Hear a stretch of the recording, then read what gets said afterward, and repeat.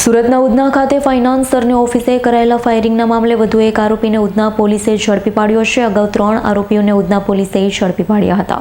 સુરતમાં ગુનાખોરીનો ગ્રાફ ઊંચે જઈ રહ્યો છે, ત્યારે સુરતના ઉધના ફાઇનાન્સર ઓફિસ પર ફાયરિંગ મામલે ઉધના પોલીસે વધુ એક આરોપી એવા કાલિયાની ધરપકડ કરી અગાઉ ફાયરિંગ કેસમાં 3 આરોપી ઝડપાયા છે, જેમનો વરઘોડો પણ પોલીસે કાઢ્યો। હજુ ફાયરિંગ કરનાર મુખ્ય આરોપી ગુરુમુખ વોન્ટેડ છે, તેને ઝડપી પાડવા પોલીસે ચક્રો ગતિમાન કર્યા।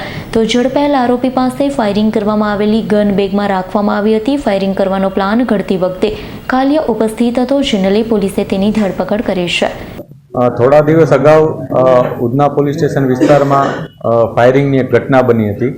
આ ઘટનામાં શરૂઆતમાં પોલીસે 3 આરોપીઓની ધરપકડ કરી હતી। આ ઘટનામાં કુલ 6 આરોપીઓ સામેલ છે, જેમાંથી ચોથો આરોપી, જેનું નામ અમૃતાંશ ઉર્ફે લુલિયા રાજપૂત છે, એ મૂળ જોનપુર યુપીનો રહેવાસી છે।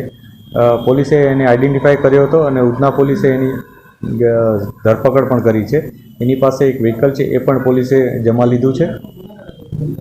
આ આરોપી છે, એનો જે ગુનાહિત ઇતિહાસ છે એ પણ અમે અત્યારે તપાસી રહ્યા છીએ અને એનો જે આ ઘટનામાં રોલ છે એ પણ અમે તપાસી રહ્યા છીએ।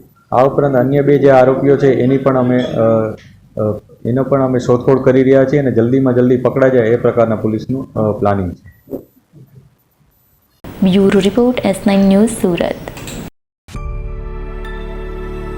અમારી તમામ માહિતીથી અપડેટ રહેવા માટે જોડાયેલા રહો S9 ન્યૂઝ સાથે।